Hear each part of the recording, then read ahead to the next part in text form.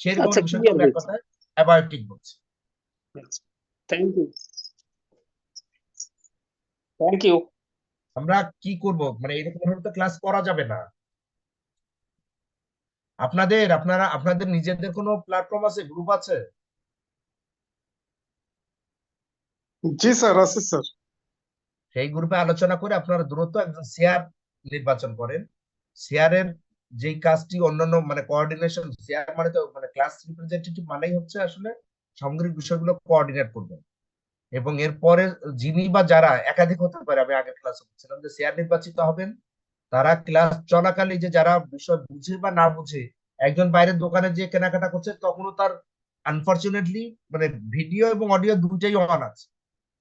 দোকানে যাওয়াটাকে আমরা অপরাধ বলছি না, প্রয়োজনে দোকানে যেতেই পারে, ঠিক আছে, তিনি মোবাইল অন করে ইয়ারফোনটা কানে দিয়ে তিনি দোকানে থাকতে পারেন, তাহলে তো এটা মিউট রাখতে হবে এবং ভিডিওটা অন রাখা যাবে। তো যারা এই প্রবলেম গুলো করছে বা যাদেরকে আমরা বোঝাতে পারছি না, তাদেরকে আলাদা ফোন করে শেয়ার বুঝিয়ে বলবে যে ক্লাস চলাকালে যেন এই কাজগুলো না হয়। কারণ যে এটি আমরা যারা ক্লাস কন্ডাক্ট করি এবং আপনারা যারা শোনেন, একটু যারা মনোযোগী, তাদের দুজনের জন্য এটি ভীষণভাবে ডিস্টার্ব। আমি কি বোঝাতে পেরেছি? জি স্যার। তো সেই হিসাবে আপনারা এটি এই প্ল্যাটফর্মে দরকার নাই, কিন্তু আপনারা আপনাদের প্ল্যাটফর্মে আলাপ আলোচনা করে দ্রুত একজন শেয়ার নির্বাচিত করেন এবং তিনি এই বিষয় অন্যান্য বিষয়ের সাথে এই বিষয়গুলো দেখবেন।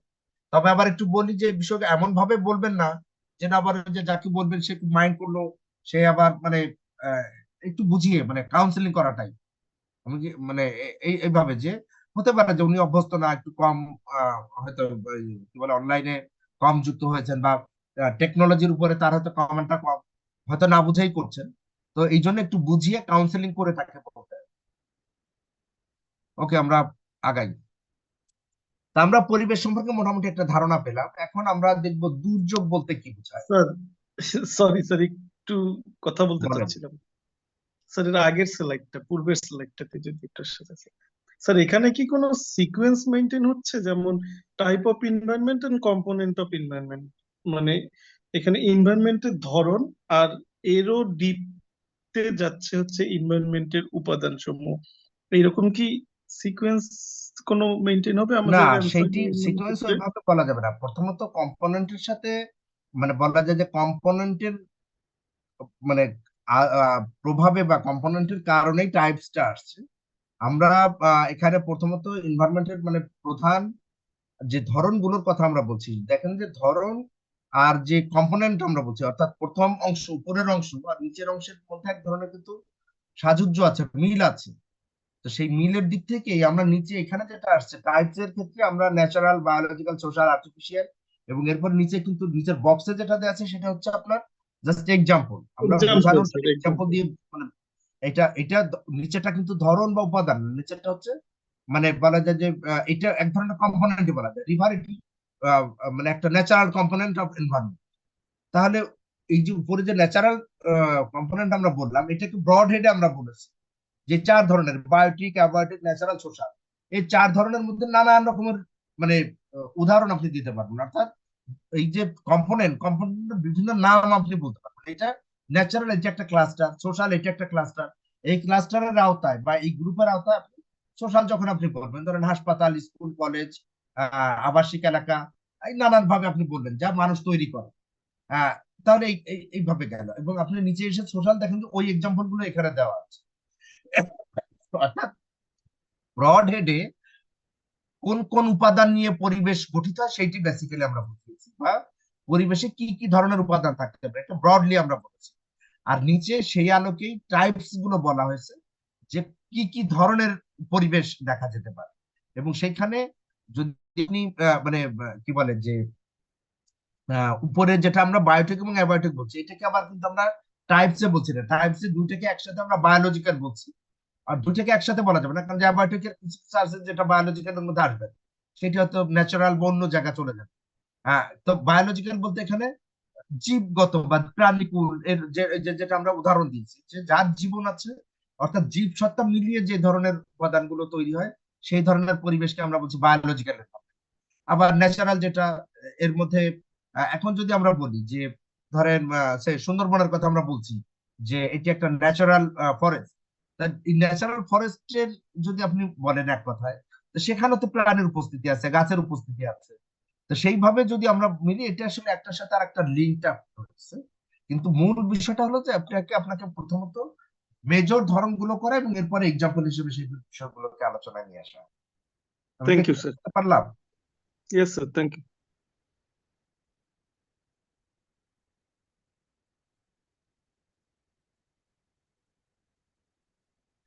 আমরা দুর্যোগ নিয়ে আলোচনা করব। দুর্যোগ নিয়ে অনেক বেশি আলোচনা এখানে প্রয়োজন হবে না। আমার ধারণা যে আপনাদের অন্যান্য কোর্সে দুর্যোগ নিয়ে আরো ডিটেইলে আলোচনা থাকবে। আমরা বেসিকটা আলোচনা করব শুধু এই কারণে যে আমাদের এই কোর্সটার নামই যেহেতু পরিবেশ ও দুর্যোগ সমাজ বিজ্ঞান, তো দুর্যোগ সম্পর্কে একটা বেসিক ধারণা আমরা শুধু দিয়ে রাখবো। কিন্তু আমার ধারণা যে আপনাদের এই কি ডিজাস্টার ম্যানেজমেন্ট এই বিষয়ে আপনার দুর্যোগ নিয়ে আলাদা করেই মানে কোর্স রয়েছে, সেখানে আপনারা বিস্তারিত পাবেন। তো বেসিক্যালি দুর্যোগ কি? দুর্যোগ একটা যে অনেক সময় আমরা যেটা বলি, যেমন যদি দুর্নীতির কথা বলি, তাহলে মানে বোঝাই যায় যে এটা নীতি পরিপন্থী কাজ। তো দুর্যোগ বললেও এরকম অবস্থা বোঝায় যে এটি একটা বৈরী পরিবেশ, মানে একটা নেতিবাচক অবস্থা তৈরি হওয়া, যেখানে আমাদেরকে একটা সমস্যার মধ্য দিয়ে যেতে হয়, সমস্যা অতিবাহিত করতে হয়, সেরকম একটা অবস্থাকে আমরা দুর্যোগ বলে থাকি। তো এখানে যেটা আমরা সংজ্ঞা আকারে বা কিছুটা মানে বুঝিয়ে বলবার চেষ্টা করছি, সেটা এরকম যে দুর্যোগ হচ্ছে এমন কোনো ঘটনা বা পরিস্থিতি যা মানুষ এবং তার পারিপার্শ্বিক অবস্থাকে ক্ষতিগ্রস্ত করে, মানুষের স্বাভাবিক জীবনযাপন ব্যবস্থা ব্যাহত হয়, প্রাণী এবং পরিবেশের বিভিন্ন উপাদান বিপর্যয়ের মুখে পড়ে, যা মোকাবেলা করা ওই সমাজের জন্য কঠিন বা অসম্ভব হয়ে পড়তে পারে। গোটা বিষয় চলে আসছে এখানে যে এটি এমন একটা বিশেষ পরিস্থিতি বা এমন একটা পারিপার্শ্বিক অবস্থা যার ফলে মানুষ, যেমন এটা কি কি হতে পারে যে দুর্যোগের কথা, যেমন আমরা খুব সহজে আমাদের দেশের মানুষ আমরা যেটার সাথে বেশি পরিচিত, বন্যা হয়, মানে যেটা এখন অনেকটা কমে গেছে বাট এখনো বিভিন্ন জায়গায় বন্যা, জলাবদ্ধতা, ঘূর্ণিঝড়, সিডর বা আইলার মতো অবস্থা।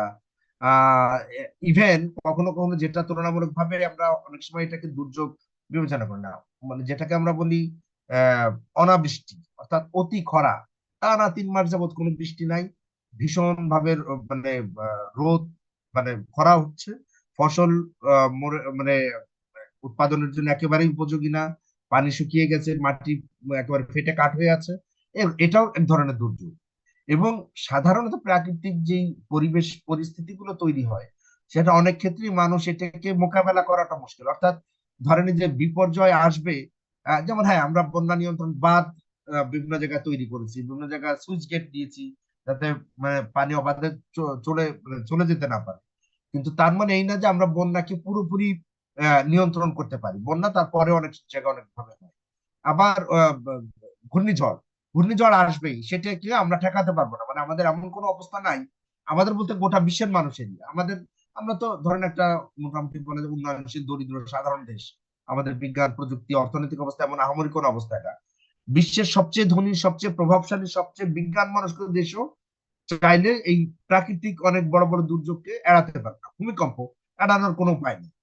ওই যে মার্কিন যুক্তরাষ্ট্রে সবচেয়ে বেশি সাইক্লোন হয়, তো চাইলে তো তারা অনেক প্রযুক্তি উদ্ভাবন করে সাইক্লোনকে ঠেকিয়ে দিতে পারে, বাট সেটি পারে না। কিন্তু মানুষ যেটা পারে সেটা হলো যে এটি মানে ক্ষয়ক্ষতি যত কম রাখা যায়, অর্থাৎ অবকাঠামোগুলো এমন ভাবে নির্মাণ করা যেন এই বিপর্যয় বা এই দুর্যোগ গুলো তাদেরকে ক্ষতির মুখে না ফেলে। এই যে বিভিন্ন আমাদের দেশে বিভিন্ন জায়গায় দেখবেন যে সাইক্লোন সেন্টার বা ফ্লাড সেন্টার তৈরি করা হচ্ছে, যেন মানুষ ওইখানে এসে আশ্রয় নিতে পারে।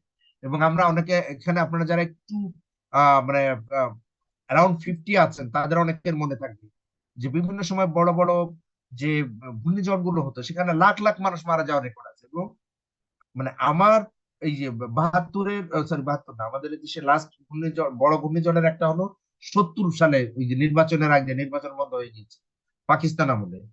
এরপরে আর একটা বড় ঘূর্ণিঝড় হয়েছিল 1991 সালে, এবং সেই 1991 সালের ঘূর্ণিঝড়েও প্রায় 3 লাখ 3.5 লাখ মানুষ মারা গেছে। বাট এখনো ওই মাপের ওই মাত্রার বড় বড় ঘূর্ণিঝড় কিন্তু এখনো, কিন্তু এখন দেখা যায় যে মানুষের এই যে সতর্কতা, মানুষের সচেতনতা, তারপরে এই যে বিভিন্ন জায়গায় মানুষকে যে কি বলে আশ্রয় কেন্দ্রে নিয়ে আসা, এবং সেইভাবে তাদের জন্য আশ্রয় কেন্দ্র নির্মাণ করা, এরকম প্রতিকারমূলক ব্যবস্থা গ্রহণ করবার ফলে মানুষের এই যে জানমালের ক্ষতিটা কমে আসছে। কিন্তু আমরা কিন্তু দুর্যোগকে ঠেকাতে পারিনি। দুর্যোগ মানে দুর্যোগের প্রভাবকে আমরা অনেকটা মোকাবেলা করতে শিখেছি, কিন্তু আমরা ঝড় জলোচ্ছ্বাসকে ঠেকিয়ে দিচ্ছি, আমরা মানে গোটা পৃথিবীর মানুষ ভূমিকম্পকে আমরা মানে ঠেকাতে পারছি, ব্যাপারটা তা না। সমাজতাত্ত্বিক দৃষ্টিকোণ থেকে অনেকে দুর্যোগকে সামাজিক সংকটকাল বা সোশ্যাল ক্রাইসিস পিরিয়ড বলে অভিহিত করেছেন। বার্টনের মতে sudden and violent change in the physical environment threatening both life and property. অর্থাৎ এইটি মানে বার্টন বলেছেন যে এটি অনেকটা আকস্মিক এবং খুব ধ্বংসাত্মক বা আগ্রাসী, ভায়োলেন্ট মানে ভায়োলেন্ট হয়ে যাওয়া বলে, আগ্রাসী হয়ে যাওয়া, সেই রকমের একটা হঠাৎ করে পরিবর্তন যা মানুষের মানে বাহ্যিক বা প্রাকৃতিক পরিবেশ এবং জীবন ও সম্পদের জন্য ভীষণভাবে মানে ক্ষতিকর একটা পরিস্থিতি তৈরি করতে পারে। তার মধ্যে দুর্যোগ হচ্ছে কালেকটিভ স্ট্রেস সিচুয়েশন, অর্থাৎ সম্মিলিতভাবে একটা মানে টেনশনের বা স্ট্রেস, মানে এখানে মানুষের বিভীষিকাময়। স্ট্রেস বলতে বিভীষিকা না, স্ট্রেস মানসিক চাপ, চাপ চাপ যে সবাই চাপ, মিলে চাপ। একটা এমন অবস্থার মধ্যে পড়ে যে কি কর্তব্য বিমূঢ়, কি করা যাবে, কি করব, কিভাবে, এইরকম একটা পরিস্থিতির মধ্যে পড়ে যাওয়া, এটিকে অনেকে দুর্যোগ বলে উল্লেখ করছে। দুর্যোগের একটি গুরুত্বপূর্ণ সংজ্ঞা ফ্রিটস বলেছেন, disaster is an event concentrate in time and space in society. অর্থাৎ ডিজাস্টার হচ্ছে বা দুর্যোগ হচ্ছে এটি এমন একটা ঘটনা, এমন একটা ইভেন্ট যা concentrate in time and space, একটা নির্দিষ্ট সময় এবং পরিসরে, স্পেস মানে একটা ভৌগোলিক এলাকার মধ্যে বা সমাজের নির্দিষ্ট একটা জায়গায় বা নির্দিষ্ট একটা সময়ে এটি মানে সবার এক ধরনের মনোযোগ আকর্ষণ করে বা সবাইকে সেই দিকে নিবদ্ধ করে, দৃষ্টি নিবদ্ধ করে, or a relatively self sufficient subdivision of a society, অথবা সমাজের নির্দিষ্ট কোন একটা উপবিভাগে, উপ অংশে। যেমন ধরে নেন এমন হতে পারে, যেমন আমরা অনেক সময় বলি যে আমাদের যে তরুণ সমাজ নানান ভাবে বিভ্রান্ত হয়ে যাচ্ছে, নৈতিকতার অধঃপতন ঘটছে, তারা অনেকে অ্যাডিক্টেড হয়ে যাচ্ছে, অনেকে বিভিন্ন রকমের ক্রাইম বা বিভিন্ন রকমের সন্ত্রাসী কর্মকাণ্ডে জুড়ে যাচ্ছে, অনেকে জঙ্গিবাদে জড়িয়ে পড়ছে। তার মানে সমাজের একটা অংশ, সেই অংশটা কি তরুণ সমাজ। অথবা আমরা বলতে পারি যে বিভিন্ন জায়গায় কিশোর গ্যাং, ধরে নেন জাস্ট এক্সাম্পল, যে উত্তরা কিশোরদের উপরে এইরকম একটা মারাত্মক প্রভাব আছে। তার মানে এইটাকে বলছে যে সমাজের একটা নির্দিষ্ট সমাজের, অর্থাৎ একটা ওই যে সেলফ সাফিসিয়েন্ট সাব ডিভিশন, অর্থাৎ উত্তরার এই সমাজের একটা সমাজের নির্দিষ্ট অংশ যখন এই রকমের একটা বিশেষ পরিস্থিতির মধ্যে পড়ে যায়, সেই পরিস্থিতিটা কি, the severe danger incurs such as loss or its members and physical accessories, অর্থাৎ এই যে এর মানে যারা সদস্য আছে ওই সমাজে, সেই সমাজের সদস্য অথবা তার যে বাহ্যিক বিভিন্ন বিষয়বলী আছে, সেইগুলো নানান রকমের বিপদের মধ্যে বা ক্ষতির মধ্যে পড়ে, সেই রকমের একটা পরিস্থিতিকে যা সমাজের আহ, কাঠামোকে structure and disrupted fulfilment of all or some of the essential functions of the society may affect it.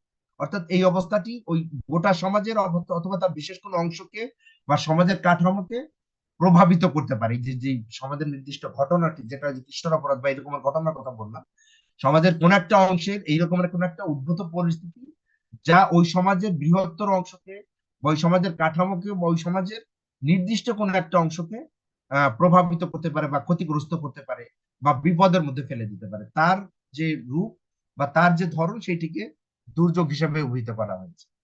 বিষয়টা কি মোটামুটি ক্লিয়ার হলো? জি স্যার, ক্লিয়ার। এটি এখন তো আমরা আলোচনা করছি, আপনাদের কাছে যখন শীতটা চলে যাবে তখন যখন নিজেরা পড়বেন তখন আমার মনে হয় যে বিষয়গুলো আরো একটু পরিষ্কার হবে, কারণ যে এখানে একবার শোনা বা একবার দেখাচ্ছে, নিজেরা আবার যখন পড়বেন এবং এটি পড়ার এক ধরনের যে একবার পড়লে অনেক সময় ভাষা ভাষা বা কঠিন মনে হয়, আবার এক সময় দেখা যাবে যে যখন একাধিকবার বিষয়গুলো চর্চা হয় তখন বিষয়গুলো অনেক সময় একটু কঠিন বিষয়, তখন মনে হয় যে হ্যাঁ বিষয়গুলো এখন ক্লিয়ার। তো কারো কারো কাছে মনে হতে পারে, হয়তো আমরা একজন দুজনের কথা শুনছি, তারা মনে করছেন যে ঠিক আছে, কারো কারো কাছে একটু, বিশেষ করে সংজ্ঞাগুলো তো আমাদের মতো করে দেয়া না, এটা যারা দিয়েছেন তারা তাদের ভাষায় তাদের মতো করে দিয়েছেন, তো এটি কারো কারো কাছে একটু জটিল মনেও হতে পারে।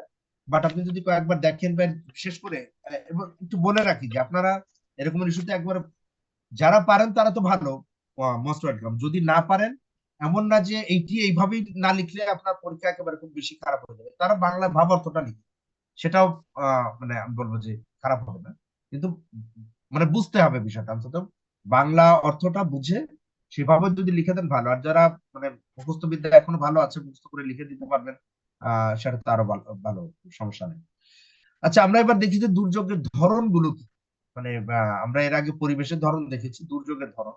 প্রথমত আমরা দেখি যে দুর্যোগ মানে দু ধরনের হয়, সামাজিক এবং প্রাকৃতিক। সামাজিক দুর্যোগে নানা রকমের, যেমন ইভেন একটু ওই জায়গায় আমরা দুর্নীতির কথা বললাম, এটা অন কাইন্ড অফ দুর্যোগ। বাল্যবিবাহ, তারপরে আপনার মাদকাসক্তি, জঙ্গিবাদ, সন্ত্রাসী কর্মকাণ্ড, কিশোর গ্যাং, অর্থাৎ যা ওই সমাজের শান্তি, স্থিতিশীলতা, ওই সমাজের অগ্রগতি, সমৃদ্ধি, এইগুলোকে ব্যাহত করতে পারে যেসব সামাজিক কর্মকাণ্ড, সেইগুলোকে আমরা সামাজিক দুর্যোগ বলে অভিহিত করতে পারি। আর প্রাকৃতিক দুর্যোগ আমরা সবাই পরিচিত। আমরা জানি যে বিভিন্ন রকমের, মানে যেগুলো মানুষের নিয়ন্ত্রণে না, মানুষ ওটা সৃষ্টিও করে না, বেশিরভাগ ক্ষেত্রে মানুষ এটাকে মানে ঠেকাতেও পারে না, এই রকমের যে দুর্যোগগুলো আছে, যেমন ঝড়, বন্যা, জলোচ্ছ্বাস, সুনামি, ভূমিকম্প, নদী ভাঙন, অতিবৃষ্টি, অনাবৃষ্টি বা খরা ইত্যাদি, এগুলো মানুষ সৃষ্টিও করে না, এবং বেসিক্যালি মানুষ এগুলোকে বন্ধও করতে পারে না। এটা মানুষের, কিন্তু মানুষ এটার ক্ষতিটাকে কমিয়ে আনতে পারে। যেমন ধরে নেন, একটা সময় যখন মানুষ এই যে সেচ ব্যবস্থা তৈরি করতে পারেনি, অর্থাৎ শ্যালো মেশিন দিয়ে ভূগর্ভস্থ পানি অথবা আশপাশে কোনো নদীর পানি কৃষিক্ষেত্রে দেবার মতো মানে প্রযুক্তিগত জ্ঞান বা সক্ষমতা যখন মানুষের ছিল না, তখন মানুষ কমপ্লিটলি প্রকৃতি নির্ভর চাষাবাদ, প্রকৃতিতে তারা কি বলে যে যদি যখন মানে বৃষ্টি হলে ফসল বুনবে, বৃষ্টি না হলে ইভেন বোনা ফসলও শেষ হয়ে যেত, অর্থাৎ প্রকৃতির উপর নির্ভরতা ছিল। তখন অনাবৃষ্টির যত ক্ষতি মানুষের করতে পারতো, এখনো অনাবৃষ্টি হতে পারে, বাট এখন মানুষের ক্ষতিটা মানুষ কমিয়ে নিয়ে আসতে পারে। একটু আগে আমরা যে বিভিন্ন বন্যা, জলোচ্ছ্বাস বা ঝড়ের উদাহরণ দিলাম, সুনামির উদাহরণ দিলাম, যে এইগুলো মানুষকে আগে যত বেশি, এখন মানুষ চাইলে অনেক সময় এটাকে মানে কি বলে যে ক্ষতিটাকে তার মানে প্রশমন করতে পারে। এবং তারপরে কখনো কখনো এটি এত মারাত্মক হয়, যেমন কয়েক বছর আগে ওই যে জাপান সহ এই অঞ্চলে বড় একটা সুনামি হয়েছিল। জাপানের মতো উন্নত রাষ্ট্র দেখা গেছে যে অনেক কিছু মানে মেনটেন করতে পারে। তো ভূমিকম্পের ক্ষেত্রে ওইরকম। আবার এই যে আমাদের মানে অনেক সময় আমরা বলে থাকি যে ঢাকা শহরের মতো জায়গায় যদি বড় রকমের ভূমিকম্প হয়, তাহলে এটি আসলে কি অবস্থায় পড়বে। আমাদের অবকাঠামো, আমাদের এই যে এত ঘনবসতি, সেই জায়গায় উদ্ধার কার্যক্রম পরিচালনা করা, নানান যে জটিলতা আছে, তো সেইগুলো সত্যি সত্যি ভয়ের একটা ব্যাপার। তো এইরকম অনেক বিষয় আছে যে মানুষ অনেক কিছু নিয়ন্ত্রণ করতে পারে না, কিন্তু মানুষ তার প্রভাবে যে ক্ষতি সেটাকে প্রশমিত করতে পারে। মানুষের সেই সক্ষমতা এবং মানুষের সেই প্রযুক্তি বিদ্যা, বিজ্ঞান বা প্রচেষ্টা, এগুলো রয়েছে। একজন হ্যান্ড রেজ করেছেন, সম্ভবত শাহরিয়ার, কিছু বলবেন?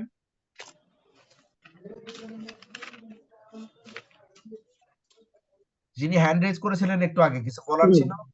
স্যার, এই দু ধরনের দুর্যোগকে প্রথমটাতে আমরা এটা সামাজিক, পাশাপাশি আমরা কি মনুষ্য সৃষ্ট বলতে পারি কি, এটা কি স্যার? হ্যাঁ, বলা যায়। সামাজিকটা মানে আসলে মানুষ যেটা সৃষ্টি করে, মানব সৃষ্ট দুর্যোগ, যেটা ওই যে বললাম যে জি স্যার। দুর্নীতি বা সন্ত্রাসী কর্মকাণ্ড, জঙ্গিবাদ, এগুলো। আবার কিছু কিছু আছে মানুষ যে খুব সচেতন ভাবে সৃষ্টি করে তাও না, যেমন পরিবেশ দূষণ, সেটি মানুষ সৃষ্টি করে, মানে তার লোভ বা ব্যক্তিগত স্বার্থের কারণে। দুর্নীতি একইভাবে। কিন্তু বাল্য বিবাহ এটি মানব সৃষ্ট বা সামাজিক, কিন্তু এটি মানুষ যে মানে এটা দীর্ঘকাল যাবত চলে আসছে, এক ধরনের রেওয়াজ। এটা আমরা যেমন আমরা জানি যে আমাদের মানে দাদি নানি, এরপরের প্রজন্ম, যদি আমাদের মা, এদের কথা যদি বলি, যে একটা সময় গোটা সমাজ ব্যবস্থাটাই এমন ছিল যে তখন কি বলে যে মানুষ এটিকে মানে 10 বছর একটা মেয়ের বয়স হয়ে যাওয়া মানে তাকে আইবুড়ো মনে করে। বাট এখন তো সেই অবস্থাটা নাই, সমাজের এই পরিবর্তনটি ঘটেছে। তো এইটি যে মানুষ খুব করে, এর আগে এক সময় যেমন ধরেন আমরা জানি যে হিন্দু সমাজে বিধবা বিবাহ ছিল না, সহমরণ প্রথা ছিল, এরকম নানা রকম বিষয় দিয়েছিল। তো এগুলো এক এক সময় পরিবর্তন। তা কিছু কিছু বিষয় আছে যেটাকে এখন আমরা বলছি নেতিবাচক সামাজিক সমস্যা বা সামাজিক দুর্যোগ, সেটি যে মানুষ খুব মানে ওই যে দুর্নীতি বা পরিবেশ দূষণের মতো মানুষ সৃষ্টি করেছে তা না, অনেকটা সমাজে ন্যাচারালি তৈরি হয়ে আছে, যার জন্য সব সামাজিক দুর্যোগই মানব সৃষ্ট সেটি বলা যাবে না। সব মানব সৃষ্ট দুর্যোগকে সামাজিক দুর্যোগ বলা যায়। কিন্তু কিছু সামাজিক দুর্যোগ আছে যেটাকে সরাসরি মানব সৃষ্ট বলা সেটি একটু, যেমন ধরেন নিরক্ষরতা, আর সেটিকেও যদি আমরা সামাজিক সমস্যা বা সামাজিক দুর্যোগ বলি, তাহলে এটা মানুষ সৃষ্টি করে না, বাট মানুষ এটা থেকে বের হয়ে আসার চেষ্টা করতে পারে। আমি কি বোঝাতে পারলাম?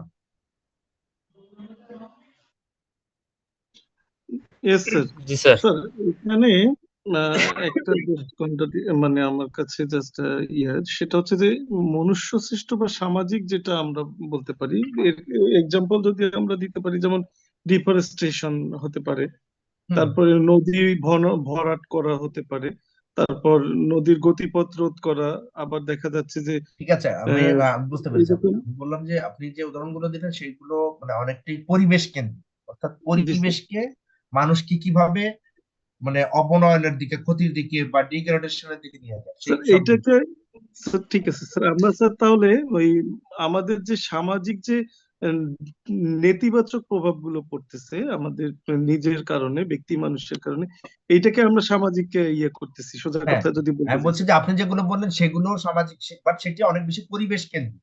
কিন্তু জি স্যার। পরিবেশ কেন্দ্রিক অর্থাৎ মানুষ মানে বন ধ্বংস করছে, মানুষ নদী দূষণ করছে, নদী দখল করছে, ইভেন নদী বা জলাশয় ভরাট করছে, এই সব কিছুই মানুষ সৃষ্টি করছে, কিন্তু পরিবেশের বিপর্যয় করছে। এক কথায় মানব সৃষ্ট পরিবেশ বিপর্যয়ের মতো ঘটনা ঘটছে, এবং এটা অহরহ ঘটছে। আমরা এখনো এই জায়গা থেকে মানে বেশি বের হতে পারছি। আমি বলছি যে এগুলো যত বেশি পরিবেশ কেন্দ্রিক, এবং এগুলো নো ডাউট যে এটি মানে প্রাকৃতিক এবং প্রাকৃতিক পরিবেশকেও কিন্তু অনেকটা প্রভোগ করে। অর্থাৎ মানুষের এই কর্মকাণ্ডগুলো, যেমন বনায়ন, মানে বন ধ্বংসের ফলে বা বনায়ন কমে যাওয়ার ফলে বা বৃক্ষরাজি কমে যাওয়ার ফলে দেখা গেল যে ওই যে অনাবৃষ্টির মতো পরিস্থিতি তৈরি হয়, তাপমাত্রা প্রভাবিত হয়। এরপরে ওই অঞ্চলে অক্সিজেনের বা ওই যে অনেক সময় আমরা বলি যে নানা রকমের যেমন ইটের ভাটায় যে গাছ চলে যায়, তার ফলে একটা অঞ্চল মানে গাছ শূন্য হয়ে পড়ে, নানা রকমের বিষয়গুলো। তো এইগুলো পরিবেশ কেন্দ্রিক, মানে মানুষের কর্মকাণ্ড পরিবেশকে নানানভাবে বিপর্যয় ঘটায়। বাট আমরা যেটা বলছি যে সামাজিক দুর্যোগ বলতে কেবলই পরিবেশ কেন্দ্রিক দুর্যোগ, পরিবেশ কেন্দ্রিক সমস্যা, সামাজিক সমাজ কেন্দ্রিক সমস্যা হতে পারে। সেইখানেই আমরা যেটা বলছি যে পরিবেশ দূষণ এটা একটা অংশ, যেটা আপনি বলছিলেন। পাশাপাশি দুর্নীতি, সন্ত্রাস, জঙ্গিবাদ, মাদকাসক্তি, তারপরে মানে যেটাকে আমরা সামাজিক সমস্যাও বলছি, সেই সামাজিক সমস্যাগুলোকে একভাবে আমরা, কারণ যে দুর্যোগের যে সংজ্ঞা আমরা পড়ে আসলাম, এটি যখন একটা সমাজে ব্যাপক আকারে ব্যাধি হিসেবে চলে আসে, তখন সেইটিকে আসলে একভাবে সামাজিক দুর্যোগও বলা যেতে পারে। বোঝাতে পারলাম?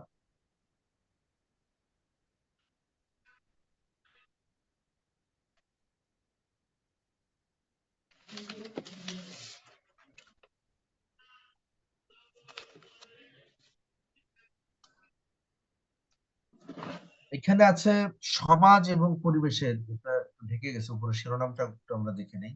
সমাজ, পরিবেশ ও দুর্যোগের আন্তঃসম্পর্ক।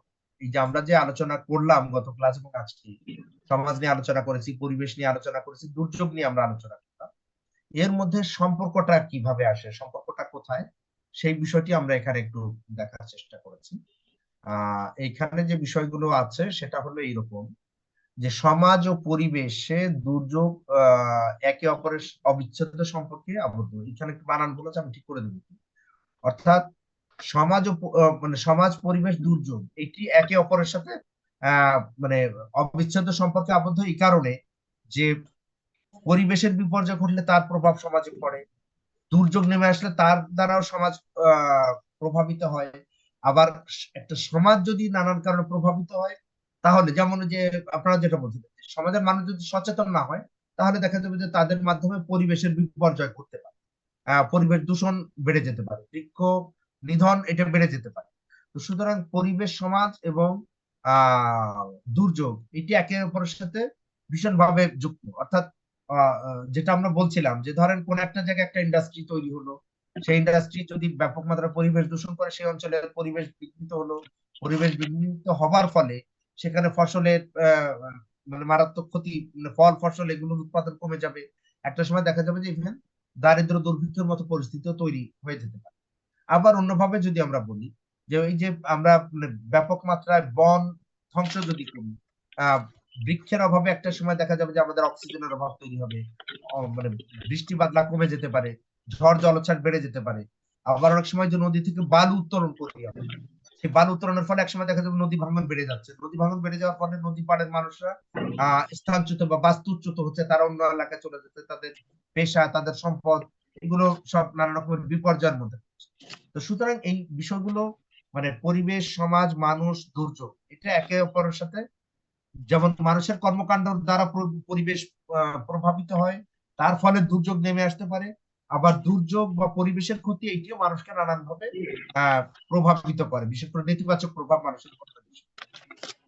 পরিবেশ এবং দুর্যোগ মানব জীবন এবং সমাজকে প্রভাবিত করে, যেটা আমরা এখন বললাম যে যদি কোনো একটা সমাজে, যেমন আমরা জানি যে সিডর এবং আইলার ফলে ওই অঞ্চলে, যেমন আইলা বিশেষ করে বৃহত্তর আপনার সাতক্ষীরা, খুলনা, ওই অঞ্চলে যারা যদি কেউ যেয়ে থাকেন বা ওই অঞ্চলের মানুষ হন, যে সেই অঞ্চলে দীর্ঘমেয়াদে ওই লবণাক্ত পানি ঢুকে পড়েছে, ফলে তাদের কৃষিকাজ ব্যাহত হয়েছে। তারা ওই যে চিংড়ি খেয়ে শুরু করেছিল, কিন্তু এতদিন পরে এসে দেখা গেলো সেটিও তাদের জীবন, পরিবেশ, জীবিকা এগুলোকে মারাত্মকভাবে প্রভাবিত করছে। সুতরাং একটা প্রাকৃতিক দুর্যোগ কোন একটা অঞ্চলের মানে সামাজিক ব্যবস্থাকে, পেশাকে, উৎপাদন ব্যবস্থাকে মারাত্মকভাবে প্রভাবিত করতে পারে। বহু নজির আছে যে ইভেন এগুলো এমন হয় যে কোন একটা মারাত্মক ভূমিকম্প কোন একটা সভ্যতাকে বিনাশ করে দিয়েছে, ওই সভ্যতার কোনো অস্তিত্ব নাই, ভূমিকম্প সেটি একেবারে বিলীন হয়ে গেছে। তো সুতরাং এইভাবে দেখা যায় যে পরিবেশ বা দুর্যোগ মানব জীবন, সমাজ, সভ্যতাকে আহ প্রভাবিত করে। অনুকূল ভৌগোলিক, এখানে বানানগুলো আমি আবারও বলছি যে বানানগুলো যে আপনার ইসের কারণে, মানে ফন্টের কারণে সব চেঞ্জ হয়ে আছে, আমি ঠিক করে দিব আপনাদের পাঠানোর আগে। অনুকূল ভৌগোলিক পরিবেশেই সমাজ এবং সভ্যতা বিকশিত হয়েছে। অর্থাৎ এই যে মানব সভ্যতার শুরু থেকে কৃষিভিত্তিক জীবন বা উৎপাদন ব্যবস্থা দিয়ে মানুষ তার আধুনিক সভ্যতার সূচনা করেছিল, এবং কৃষি কর্মকাণ্ড বা প্রাচীন যত সভ্যতার কথা আমরা বলি, সেটা মেসোপটেমিয়া সভ্যতা বলেন, মিশরীয় সভ্যতা বলেন, চৈনিক বা সিন্ধু সভ্যতার কথা বলেন, ইভেন পরবর্তীকালে রোমান বা গ্রিক সভ্যতা, এই প্রত্যেকটা সভ্যতাই গড়ে উঠেছিল বেসিক্যালি এই অনুকূল ভৌগোলিক পরিবেশে কৃষি কর্মকাণ্ডকে কেন্দ্র করে। তো সুতরাং আপনি এমন দেখবেন না যে মেরু অঞ্চলে, যেখানে বছরের মানে বেশিরভাগ সময় বরফাচ্ছাদিত থাকে, যেখানে প্রচন্ড উষ্ণ এলাকা, যেখানে ভীষণ ভাবে লবণাক্ত পানি, অর্থাৎ সুপেয় মিঠা পানি নাই, যেখানে যার মাধ্যমে ফসল উৎপাদিত হতে পারে, এইসব এলাকায় কোনো প্রাচীন সভ্যতা গড়ে ওঠে। সুতরাং এই যে প্রাচীন মানে মানুষের সাথে পরিবেশের বা প্রকৃতির সম্পর্কটা কি, সেটা বোঝাতে আমরা বলছি যে অনুকূল ভৌগোলিক পরিবেশ ছাড়া সেখানে মানব সমাজ বা সভ্যতা বিকশিত হয় না। মানুষের পেশা এবং সংস্কৃতি ভৌগোলিক উপাদান দ্বারা প্রভাবিত। কিভাবে হয় এটি? কেউ একটা উদাহরণ দিতে পারবেন যে এই ভৌগোলিক পরিবেশের কারণে মানুষের এই পেশা এবং সংস্কৃতি এইভাবে প্রভাবিত হতে পারে? যে কেউ আপনাদের একজন পার্টিসিপেট করেন।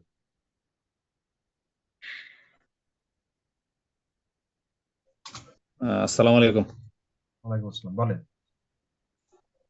জি স্যার, কি বিষয়ে? আমি তো আগে প্রশ্নটা করেছি, প্রশ্ন না খেয়াল শুনলে তো করিনি। আর উত্তর দিতে পারবেন না। প্রশ্ন কেউ না কেউ নিশ্চয় শুনেছেন, যারা শুনেছেন তারা কেউ বলেন, আমি বলবো। যে কেউ বলেন, প্রশ্নটা যে বুঝেছেন যে কেউ বলেন। প্রশ্নটা ছিল যে ভৌগোলিক পরিবেশ বা ভৌগোলিক উপাদান দ্বারা মানুষের পেশা বা সংস্কৃতি প্রভাবিত হয়, এর কোনো উদাহরণ দিতে হবে। স্যার যেমন হচ্ছে যে এরিয়াতে জলোচ্ছ্বাস হয়েছে, হ্যাঁ, সেই এরিয়াতে দেখা যায় পার্শ্ববর্তী যে এরিয়াগুলো আছে, যদি আপনার যেমন সাতক্ষীরার কথা বললেন বা খুলনার কথা বললেন, সেখানে যদি লবণ পানি ঢুকে যায়, সেখানে হচ্ছে ধরেন যে ধান চাষ বা যে চাষগুলো হয়তো সেই চাষগুলো কিন্তু বিঘ্নিত হবে এতে করে। এটা একটা পরিবর্তন। এমনকি দেখা গেল কি স্যার, যে এরিয়াতে নদী ভাঙন আছে, যেমন কুষ্টিয়ার দিকে বা দেখা গেলো যে সিরাজগঞ্জের দিকে, তারা যে পেশা, সেখানে সাধারণত শ্রম সংগ্রহ, ওই যে খড় সংগ্রহ করে অনেক কিছু তৈরি করে। এর ফলে ওইখানে নদী ভাঙ্গনের ফলে তাদের কিন্তু হচ্ছে পেশারও পরিবর্তন ঘটে, তারা ওই পেশায় থাকতে পারেন বা তাদেরকে অন্য পেশা বেছে নিতে হয়। রাইট, হ্যাঁ ঠিক আছে, ভালো উদাহরণ আসছে। জামশেদ হাত তুলেছেন, আপনি বলেন, জি, এরপর আমরা শাহরিয়ার কাছে আসবো।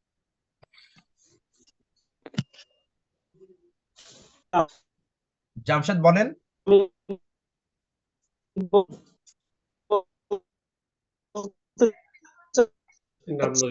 আপনার নেটওয়ার্কের সমস্যা হচ্ছে, বড় জ্বলন্ত উদাহরণ বলে মনে হয়। জামশেদের নেটওয়ার্কের সমস্যা, ঠিক আছে, আপনি আনমিউট করে দেন। জি, শাহরিয়ার বলবেন কিছু। স্যার আমরা পরিবেশগত যদি উপাদানকে কল্পনা করি, যেমন সমতল ভূমি পরিবেষ্টিত এলাকাগুলোতে সাধারণত অধিকাংশ মানুষ কৃষিকাজের সুযোগ বেশি পাওয়ার কারণে তারা পেশাগতভাবে কৃষিকাজ এবং কৃষি সংস্কৃতির সাথে তারা পরিচিত করায় নিজেদেরকে, এবং এর মাধ্যমে তারা জীবন ও জীবিকা নির্বাহ করে থাকে স্যার। হুম, ঠিক আছে, এই এক্স্যাক্টলি মানে আমরা একটু ব্রেন স্টর্ম করলে মানে নিজেরা যদি একটু মানে খুঁজে খুঁজে এগুলো বের করে বলতে পারি, তাহলে বিষয়গুলো আমাদের কাছে তখন আরো একটু সহজ মনে হবে। আপনারা যে উদাহরণগুলো দিয়েছেন খুবই পারফেক্ট উদাহরণ, মানে যে এর আগে দিলেন যে পাবনার সিরাজগঞ্জ অঞ্চলের যে খড় থেকে, অর্থাৎ কোন একটা কিছু পেশা আছে, কোন একটা জায়গায় কুটির শিল্প গড়ে উঠবে, সেই কুটির শিল্প গড়ে ওঠার জন্য ওই অঞ্চলে ওই কুটির শিল্প গড়ে উঠবে যেটি ওই অঞ্চলে ওই ওটার কাঁচামাল বেশি পাওয়া যাবে, সেইটাকে কেন্দ্র করে ওই অঞ্চলের কুটির শিল্প গড়ে উঠবে। যেটা বললেন যে সমতল অঞ্চল যেখানে কৃষির উপযোগী, সেখানে মানুষজন কৃষিজীবী হবে। এবারে ধরেন জেলে সম্প্রদায় কোথায় পাওয়া যায়? জেলে একটা হলো যে সমুদ্র উপকূলে, অর্থাৎ সমুদ্রগামী জেলে যারা বিভিন্ন একবার বিস্তীর্ণ চট্টগ্রাম থেকে কক্সবাজার, এই যে সমুদ্রগামী জেলে, কারণ যে তারা ওই সমুদ্রের মৎস্য আহরণ করে তারা জীবিকা নির্বাহ করে। এখন ওই অঞ্চলে সমুদ্রগামী জেলে আছে, এখন ঢাকায় কি আপনি সমুদ্রগামী জেলে পাবেন? সেটা পাবেন না। তার মানে ভৌগোলিক উপাদানের প্রভাবে তারা, হ্যাঁ এই অঞ্চলে আবার আছে ধরেন যে স্থানীয় খাল বিল নদ নদী বিভিন্ন জায়গাকে, ওইটার কাছাকাছি যারা আছে তারা দেখা যাবে যে মৎস্যজীবী হিসেবে বেড়ে উঠছে। আবার শহরে যে আছে সে হয়তো দেখা যাবে কৃষিকাজেও নাই, ওই জেলে বা অন্য কোনো কাজে, সে হয়তো ব্যবসা বাণিজ্য করছে অথবা অন্য কোনো একটা কিছু উদ্যোগ নিচ্ছে। পাহাড়ি অঞ্চলে যারা থাকে তারা দেখবেন যে পাহাড়ে কোনো একটা কিছু নিয়ে হয় কুটির শিল্প ব্যবসা বাণিজ্য এরকম কিছু একটা করছে, না কৃষিকাজ করতে পারে না সে মৎস্যজীবী হতে পারে। তো সুতরাং আমরা এক কথা যদি যেমন ধরেন সুন্দরবনকে কেন্দ্র করে ওই অঞ্চলের মানুষ তারা মৌয়াল, তারা ওই যে গোলপাতা আহরণকারী নানান রকমের পেশাকে তারা বেছে নিয়েছে। এখন ওই অঞ্চলে যারা প্রতিনিয়ত সুন্দরবনে যে এই কাজগুলো করতে পারে, তাদের সেই সাহস তাদের সেই দক্ষতা আছে এবং তারা সেইভাবে তাদের পেশাকে বিকশিত করেছে।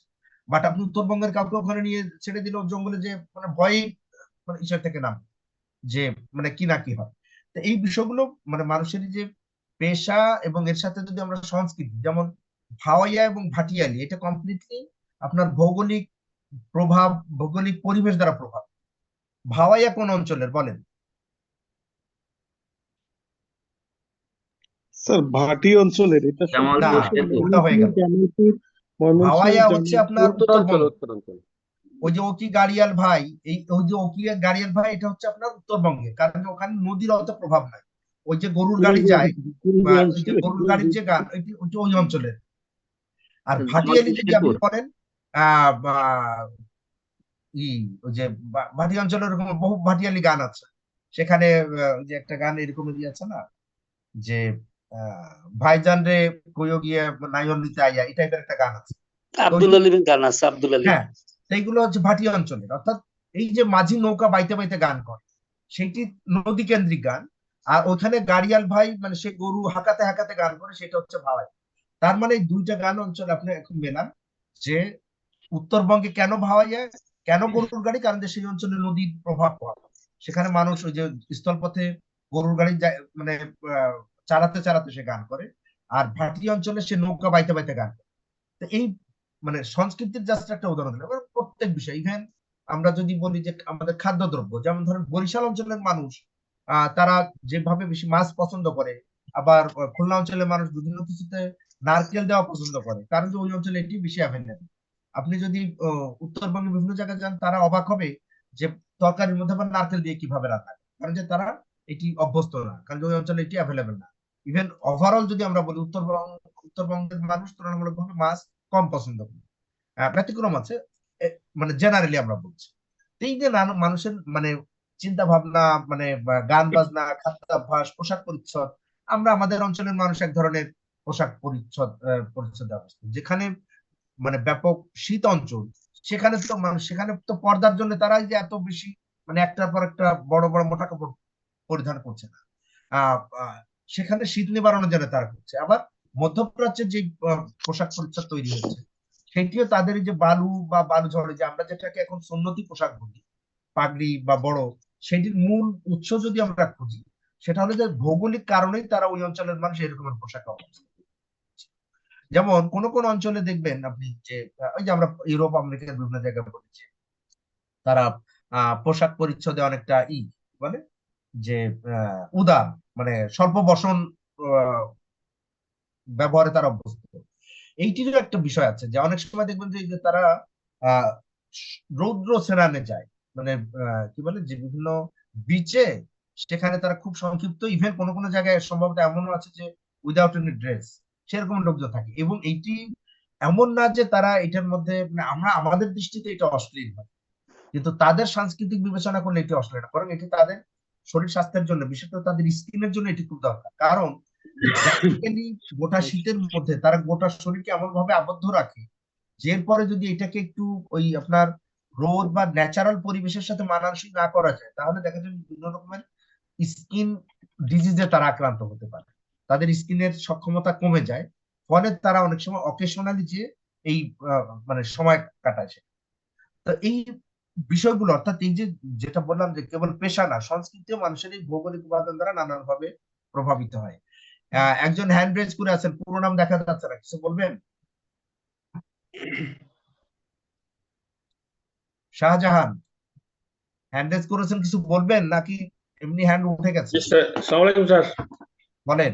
যেটা আমি বলতেছিলাম, আমাদের এলাকার একটা উদাহরণ দিয়ে, আমরা টেকনাফের নাব নদীর মাছ ধরাটা বন্ধ করে দেওয়া হয়েছে গভর্নমেন্ট কর্তৃক, রোহিঙ্গা অনুপ্রবেশ এবং চোরাচালান বৃদ্ধি পাওয়ার কারণে। ওই পেশার যারা জেলে সম্প্রদায় ছিল, বিভিন্ন জাতের হিন্দু এবং মুসলিম, তারা এবং বিভিন্ন পেশায় রিক্সা এবং দিনমজুরের কাজের সাথে জড়িয়ে পড়ছে।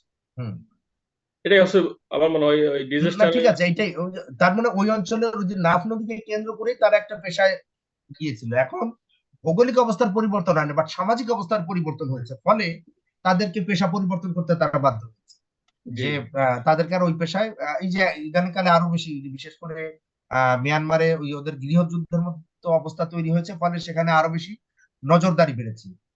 তো মানুষের জানমালের নিরাপত্তার কথা চিন্তা করেই হয়তো সরকার এই ধরনের একটা নিষেধাজ্ঞা দিয়েছে। এটি ওই যে সামাজিক পরিবেশ বিঘ্নিত হওয়ার ফলে মানুষের এই যে পেশাদার, এটা একটা ভালো উদাহরণ যে সবাই কেবল ভৌগোলিক কারণে না, সামাজিক কারণে পেশার পরিবর্তন বা মানুষের এই বিষয়গুলো করতে পারে। লাস্ট ওয়ান, আমরা দেখবো যে দুর্যোগ কোন একটি সমাজ বা সভ্যতার আমূল পরিবর্তন করে দিতে পারে, যেটা যে একটু আগে আমি বলছিলাম যে বড় একটা ভূমিকম্প হলে, বড় একটা দুর্যোগ হলে একটা সভ্যতা বিনাশ হয়ে যেতে পারে। আবার একটা বড় দুর্যোগের ফলে মানুষের পেশার পরিবর্তন করতে পারে। একটা বড় দুর্যোগ থেকে মানুষ নতুন করে আবার নতুন সভ্যতা উজ্জীবিত হতে পারে। ফলে দেখা যায় যে দুর্যোগ কোন একটা মানুষের, যেমন ধরে নেন আমাদের দেশে একটা সময় এখানে যদি কারো দক্ষিণ অঞ্চলে, বৃহত্তর ফরিদপুর অঞ্চলে বাড়ি থাকে, এটি মোটামুটি বলা যায় যে ধরেন 1990 2000 সাল বা 2005-10 পর্যন্ত দেখা যেত যে সেখানে ন্যাচারাল বন্যা হতো, ফ্লাড হতো, এবং ওই ফ্লাড উপযোগী জায়গায় ধান আবাদ করবার জন্য আলাদা রকমের ধানের বিভিন্ন রকমের জাত থাকে। এবং সেটি ওই বন্যার পানি যত মানে মানে বন্যা মানে আকস্মিক বন্যা না, একদিনে 2 হাত পানি বেড়ে গেছে সেরকমের না, ন্যাচারালি প্রতিদিন ধরেন 3 ইঞ্চি 4 ইঞ্চি 5 ইঞ্চি 10 ইঞ্চি পর্যন্ত পানি বাড়ছে। এভাবে একটা সময় বাড়তে বাড়তে দেখা গেল যে যেই মাঠে ধান আছে, ওই মাঠে 10 ফিট পানি তৈরি হয়েছে। তো মজার ব্যাপার হলো যে ধানও ওর সাথে পাল্লা দিয়ে ওইভাবে বড় হয়ে যেত, এবং সেই ধান তলিয়ে যেত না। আকস্মিক যদি হঠাৎ করে 2 ফিট পানি বেড়ে যায় তাহলে হতো না, কিন্তু ন্যাচারালি যখন বাড়তো, তো ধানের গাছও 10 ফিট লম্বা হয়ে গেছে। এরপর আস্তে আস্তে পানি নেমে যেত, ওইটাও আস্তে আস্তে বসে, এবং বলা হয় যে ওইটা এক সময় ওই ধানের সামনের দিকের অংশটা ওই আবার জমিতে এসে যখন পানি কমে যেত তখন সে জমিতে আবার একটা শিকড় গজিয়ে দিত। এইভাবে মানে বলা যায় যে পরিবেশ উপযোগী মানুষ চাষাবাদ বা তাদের পেশা বা উৎপাদন ব্যবস্থা করতে পারে। এখন যেহেতু সেই রকমের বন্যা হয় না, এখন কিন্তু মানুষ আর ওই রকমের ধানের জাতই না। এবং এখন যে ইরিগেশনের মাধ্যমে দেখা ছোট ছোট গাছ, মানে আমি আমাদের অঞ্চলে প্রথম যখন ছোট গাছের ধান দেখি তখন আমরা অনেকটা অবাক হতাম, কারণ যে আমরা আজীবন ওই বড় গাছের ধান দেখেছি, যে মানে ধানের পিছনের যেটাকে নাড়া বলা হতো, মানে খড় ধানের গাছ, সেটি 10 ফিট পর্যন্ত লম্বা হতে পারে। তো সেইভাবে আমরা দেখছি। আর এখন দেখি যে ওই মোটামুটি 2 ফিটের মাথায় যেই বড় মানে ধানের গুচ্ছ তৈরি হয়ে গেছে। তো এই যে অর্থাৎ এখন মানে কি বলে যে যেহেতু ওইভাবে এইটা দুর্যোগের ফলে মানুষ এই কাজটি করতো, এখন সেই দুর্যোগ নাই, ফলে এখন মানুষ সেখান থেকে ওইটা তুলনামূলক ভাবে কম উৎপাদনশীল ছিল, মানে অনেক বেশি 1 বিঘায়, যেমন এই যে উচ্চ ফলনশীল যেগুলো ধরেন আপনার বিঘা 40-50 মন হয়, ওইটি হয়তো বিঘা 10 মনের বেশি হতো। তো মানুষ যার জন্য মানে ফিরে আসছে অনেক, এবং এখন মানুষ যদি বন্যা নিয়ন্ত্রণ, বাঁধ, বিভিন্ন জায়গায় রাস্তাঘাট নানা ভাবে এখন আর আগের মতো, এবং নদী শুকিয়ে গেছে, ভরাট হয়েছে, নানান কারণে আগের মতো আর নেই। এই যে যেটা আমরা বললাম যে দুর্যোগের ফলে, দুর্যোগের কারণে মানুষের মানে ব্যাপকতর পরিবর্তন ঘটবারও মানে বিভিন্ন রকমের নজির বিভিন্ন জায়গায় রয়েছে। ওই যে যেটা বললাম যে কোনো কোনো জায়গায় এমন হয়েছে যে গোটা সভ্যতা একটা প্রাকৃতিক দুর্যোগের ফলে বিলীন হয়ে গেছে, সেই সভ্যতার আর কোনো কিছু অবশিষ্ট নেই। হ্যাঁ, আমরা লাস্ট বিষয় হিসাবে দেখব পরিবেশ এবং দুর্যোগ সমাজবিজ্ঞান। পরিবেশ দুর্যোগ সমাজবিজ্ঞান বলতে যেটা বোঝায় সেটা হলো যে সমাজবিজ্ঞানের যেই শাখা পরিবেশ এবং দুর্যোগ সম্পর্কে আলোচনা করে তাকে পরিবেশ ও দুর্যোগ সমাজবিজ্ঞান বলে। বলে রাখা ভালো যে পরিবেশ ও দুর্যোগ সমাজবিজ্ঞান সমাজবিজ্ঞানের একটা শাখা, অর্থাৎ সমাজবিজ্ঞানের বিভিন্ন রকমের শাখা আছে, যেমন গ্রামীণ সমাজবিজ্ঞান, নগর সমাজবিজ্ঞান, স্বাস্থ্য সমাজবিজ্ঞান, পরিবেশ সমাজবিজ্ঞান, তারপরে আপনার কি বলে যে অপরাধ বিজ্ঞান, আহ জনসংখ্যা বিজ্ঞান, মানে যেটাকে আমরা বলি ডেমোগ্রাফি। তো এইরকম বিভিন্ন রকমের শাখা আছে। তেমনি এই পরিবেশের দুর্যোগ সমাজবিজ্ঞান ও সমাজবিজ্ঞানের একটি শাখা, যেখানে প্রধানত পরিবেশ এবং দুর্যোগ এবং এর সাথে সমাজের যে নানা রকমের সম্পর্ক সেই বিষয় নিয়ে আলোচনা করে। এখানে মানব সমাজের সাথে পরিবেশের দুর্যোগের সম্পর্ক, পরস্পরের উপরে প্রভাব ইত্যাদি বিষয় আলোচনা করা হয়। ডানলপ এন্ড ক্যাটন একটা সংজ্ঞা ভাবে বলেছেন, environmental sociology is generally defined as the study of relationships between society and the environment। অর্থাৎ ওই পরিবেশ সমাজবিজ্ঞান হচ্ছে এমন একটি সমাজবিজ্ঞান যা সাধারণত ওই পরিবেশ এবং সমাজের মধ্যে সম্পর্ক সম্পর্কে আলোচনা বা সম্পর্ক নিয়ে আলোচনা। পরিবেশ সমাজবিজ্ঞানের পরিধি বা আলোচ্য বিষয় আমি জাস্ট মানে অনেক বেশি ব্যাখ্যা না দিই, কারণ যে আমরা ক্লাসের শেষের দিকে চলে আসছি, মূল বিষয়গুলো বলে যাই। আপনাদের কাছে শীট চলে যাবে, আপনারা দেখে সেখানে যদি কোনো প্রশ্ন থাকে আমাকে চাইলে পরবর্তী ক্লাসে করলে আমরা সেটা নিয়ে পরবর্তীতে আলোচনা করতে পারবো। পরিবেশ ও দুর্যোগ সমাজবিজ্ঞানের যেসব আলোচ্য বিষয়, অর্থাৎ এখানে যা যা নিয়ে আলোচনা করা হয় তার মধ্যে আছে পরিবেশ ও পরিবেশের বিভিন্ন ধরন, পরিবেশ এবং মানুষের আন্তঃসম্পর্ক, পরিবেশ এবং মানুষের কর্তৃত্ব বা প্রভাব, দুর্যোগ এবং দুর্যোগের বিভিন্ন ধরন বা এর ঝুঁকি ব্যবস্থাপনা, পরিবেশ দূষণ ধরন এবং এর বিভিন্ন রকমের কারণ নিয়ে এখানে আলোচনা হতে পারে, জীববৈচিত্র্য বা বাস্তুতন্ত্র যেটাকে আমরা বলি বায়োডাইভার্সিটি এবং পরিবেশ, এই সম্পর্কে আলোচনা হয়। বিশ্ব উষ্ণায়ন এবং সমুদ্র পৃষ্ঠের উচ্চতা বৃদ্ধির ঝুঁকি ও প্রভাব, এই সম্পর্কে এখানে আলোচনা হতে পারে, এবং আমাদের পরবর্তীতে বিভিন্ন আলোচনায় এর অনেকগুলো বিষয় চলে আসবে। জলবায়ুর পরিবর্তন, কারণ এবং প্রভাব এবং প্রতিকার, কিভাবে আমরা এটি মোকাবেলা করতে পারি সেই বিষয় নিয়েও এই পরিবেশ সমাজবিজ্ঞান আলোচনা হয়। জনসংখ্যা এবং পরিবেশ এই সম্পর্কিত আলোচনা এখানে হতে পারে। শিল্পায়ন, নগরায়ন এবং পরিবেশ এই সম্পর্কিত আলোচনাও এই পরিবেশ এবং দুর্যোগ সমাজবিজ্ঞানের মধ্যে হয়ে থাকে। মানব সমাজের উপর পরিবেশ এবং দুর্যোগের প্রভাব এই সম্পর্কিত আলোচনা হয় এখানে। পরিবেশ এবং উন্নয়ন বা স্থায়িত্বশীল উন্নয়ন এই সম্পর্কিত আলোচনা হয়। জেন্ডার এবং পরিবেশ, এবং সবশেষ পরিবেশ বিষয়ক নীতি ও তত্ত্ব, এই সামগ্রিক বিষয় নিয়ে পরিবেশ সমাজবিজ্ঞান আলোচনা করে থাকে। ক্লিয়ার হলো? জি স্যার, জি। লাস্ট রাউন্ড আমরা দেখবো যে পরিবেশ এবং দুর্যোগ সমাজবিজ্ঞানের গুরুত্ব, কেন আমরা এটি আলোচনা করবো। আমরা তো ঈশ্বর থেকেই বুঝলাম যে এটি আমাদের দৈনন্দিন প্রয়োজনে অনেক বিষয় নিয়ে এখানে আলোচনা হয়, তো সেই দিক থেকে এর গুরুত্ব উপলব্ধি করা যায়। এখানে স্পেসিফিক্যালি আমরা যেটা দেখি গুরুত্ব হিসাবে, সমাজ, পরিবেশ ও দুর্যোগের আন্তঃসম্পর্ক জানার জন্য এটি অত্যন্ত গুরুত্বপূর্ণ একটি শাস্ত্র। সমাজের উপরে পরিবেশ ও দুর্যোগের প্রভাব সম্পর্কে আমরা এখান থেকে জানতে পারি। মানুষের দ্বারা কি কিভাবে পরিবেশের ক্ষতি হয় বা পরিবেশ ক্ষতিগ্রস্ত হয় বা দুর্যোগ সৃষ্টি হয়, যেটা যে আপনারা একজন বলেছিলেন যে সামাজিক দুর্যোগ, তা এই বিষয়টা মোটামুটি এখানেও চলে আসে যে মানুষ কিভাবে দুর্যোগ তৈরি করতে পারে বা মানুষ কিভাবে পরিবেশের ক্ষতি করতে পারে, সেই বিষয়গুলো আমরা এই শাস্ত্র অধ্যয়নের মাধ্যমে জানতে পারি। সেই দিক থেকে এটি অত্যন্ত গুরুত্বপূর্ণ একটি বিষয়। দুর্যোগ এবং দারিদ্র্যের সম্পর্ক, এই বিষয়গুলো এখানে আলোচনার জন্য আমরা এটিকে অত্যন্ত গুরুত্বপূর্ণ, অর্থাৎ দুর্যোগের ফলে মানুষের দারিদ্রতা বাড়ে বা কমে, বা এইটির সাথে কি সম্পর্ক রয়েছে সেই সম্পর্কটা নিরূপণ করা যায় এই দুর্যোগ সমাজবিজ্ঞান অধ্যয়ন। সামাজিক গবেষণার গুরুত্বপূর্ণ ক্ষেত্র হচ্ছে পরিবেশ ও দুর্যোগ বিষয়, অর্থাৎ আপনি যে আপনি সমাজবিজ্ঞানে অধ্যয়ন করেছেন, আপনি ইকোনমিক্সে অধ্যয়ন করেছেন, ইভেন আপনি পরিবেশ নিয়ে অধ্যয়ন করেছেন, তো সেখানে সামাজিক মানে বিষয় এবং পরিবেশ, সমাজ, দুর্যোগ এই বিষয় এখন মানে বলা যায় খুব গুরুত্বপূর্ণ বিভিন্ন রকমের গবেষণা সম্পাদিত হয়। সেই দিক থেকে গবেষণার গুরুত্বপূর্ণ বিষয় হিসেবে এই শাস্ত্রটি অত্যন্ত গুরুত্বপূর্ণ। টেকসই অর্থনৈতিক উন্নয়নের পূর্ব শর্ত হচ্ছে পরিবেশ ও দুর্যোগ ব্যবস্থাপনা। সুতরাং সেই দিক থেকে এই শাস্ত্রটি আপনাকে অনেক বেশি নলেজেবল করবে। জনস্বাস্থ্য, জীবন ও সম্পদ রক্ষায় পরিবেশের সুরক্ষা ও দুর্যোগ ব্যবস্থাপনা, এই বিষয়টিও এই পরিবেশ বা দুর্যোগ সমাজ বিজ্ঞান থেকে আমরা মোটামুটি ভালোভাবে জানতে পারি। আমরা আরো যে বিষয়গুলো দেখি এখানে, সমাজ ও সভ্যতার অস্তিত্ব রক্ষায় পরিবেশ ও দুর্যোগের অধ্যয়ন অপরিহার্য। দুর্যোগ বিষয় সতর্কতা, পূর্ব প্রস্তুতি ব্যবস্থাপনার জন্য একাডেমিক জ্ঞান থাকা প্রয়োজন, সেই জন্য এই শাস্ত্রটি গুরুত্বপূর্ণ। এবং সবশেষে আমরা দেখি যে কেবল স্থানীয় বা জাতীয় নয়, আন্তর্জাতিক পরিমণ্ডলেও পরিবেশ দুর্যোগ বিষয়ে অবদান রাখার সুযোগ রয়েছে। অর্থাৎ এই বিষয়ে যদি আমরা আমাদের দক্ষতা বৃদ্ধি করতে পারি, আমাদের নলেজ ডেভেলপ করতে পারি, আমরা যদি এই বিষয়ে পর্যাপ্ত গবেষণা হয়, তাহলে দেখা যাবে যে আন্তর্জাতিক পরিমণ্ডলেও আমরা আমাদের জ্ঞান, আমাদের অভিজ্ঞতা, আমাদের দক্ষতাকে মানে ছড়িয়ে দিতে পারি, কাজে লাগাতে পারি, এবং আন্তর্জাতিক বিভিন্ন ফোরামে বাংলাদেশকে আমরা মানে কি বলা যায়, বাংলাদেশের অবস্থানকে আমরা আরো উজ্জ্বল করতে। আর একটা কি আছে,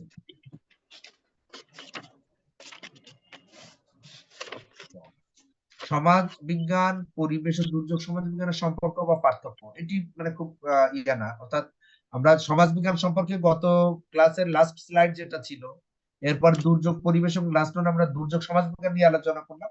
এর মধ্যে একটা সম্পর্ক বা পার্থক্য দেখানোর বিষয় আছে। এই আলোচনাগুলো ইতিমধ্যে বিভিন্নভাবে চলে আসছে আমাদের সাথে। যেমন সমাজ বিজ্ঞানের একটি শাখা হচ্ছে পরিবেশ ও দুর্যোগ সমাজ বিজ্ঞান, সেই দিক থেকে এটির সাথে এটি বেশ একটা গুরুত্বপূর্ণ সম্পর্ক রয়েছে।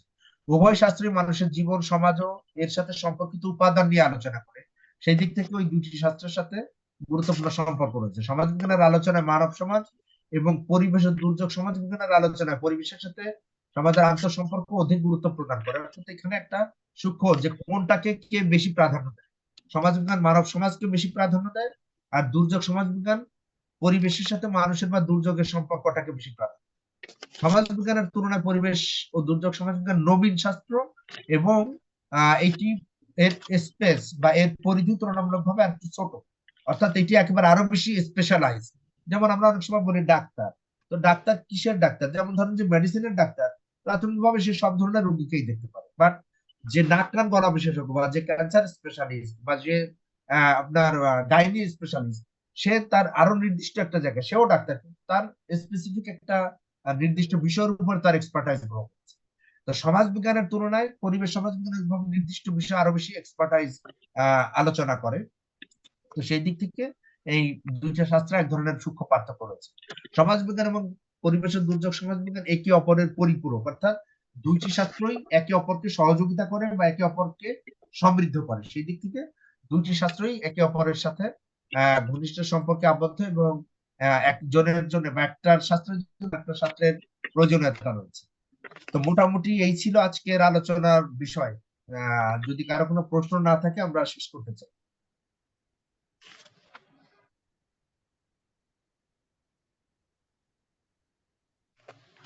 বলেন সোহাগ হাসান। ওয়ালাইকুম স্যার, ওই যে পরিবেশের এখানে দুর্যোগ, যে এই সামাজিক দুর্যোগ, তো আমি দেখতেছি সবগুলোর সাথে মনুষ্য জড়িত। এখানে এমন কি উদাহরণ আছে যে মানুষ জড়িত না সামাজিক দুর্যোগের ভিতরে? না, সামাজিক দুর্যোগ মানেই সেটি সমাজ বা মানুষ কর্তৃক সৃষ্ট, আর বাকি এর বাইরে যা হয় সেটা তো প্রাকৃতিক দুর্যোগ হিসেবে আমরা দেখতে পারি। আমার প্রশ্নটা হইতেছে সামাজিক দুর্যোগের ভিতরে প্রায় তো দেখা আমি যাচ্ছে সব বুঝতে পেরেছি যে সাথে সামাজিক দুর্যোগের মধ্যে মানুষ বা সমাজ কর্তৃক সৃষ্ট কোনো দুর্যোগ হয় কিনা, হয় না।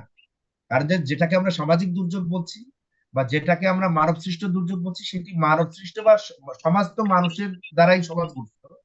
সুতরাং সামাজিক দুর্যোগ প্রধানত মানুষ কেন্দ্রিক বা মানুষের দ্বারাই সৃষ্ট, মানুষের মাধ্যমেই সেই দুর্যোগটি তৈরি।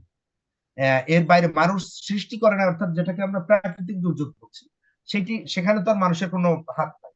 কিন্তু সামাজিক দুর্যোগ যেটার কথাই বলি, এখন আপনি চাইলে কোনো উদাহরণ দিতে পারেন, তাহলে বিষয়গুলো আমাদের কাছে আর একটু পরিষ্কার হবে যে স্যার এই দুর্যোগটা কি, এটা তো সামাজিক দুর্যোগ বাট এটা তো মানুষের সৃষ্টি করে। এরকম কোনো উদাহরণ যদি আপনি দিতে পারেন, তাহলে বিষয়গুলো আমাদের কাছে আর একটু ক্লিয়ার হতে পারে।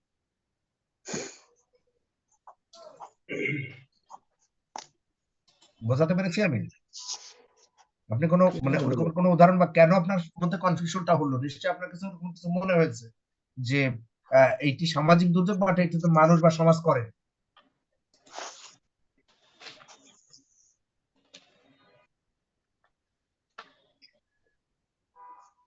আর কারো কোনো বিষয় আছে?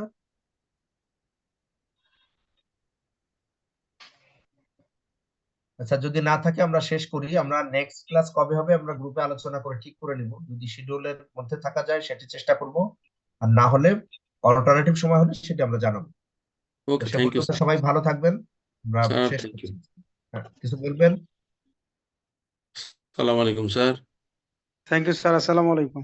ওয়ালাইকুম আসসালাম। बताओ।